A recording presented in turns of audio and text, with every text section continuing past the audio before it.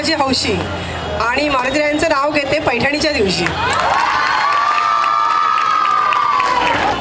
ती महोत्सव तुम्ही इथपर्यंत सगळेजण पोहोचलात.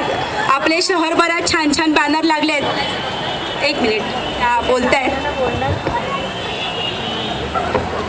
हॅलो,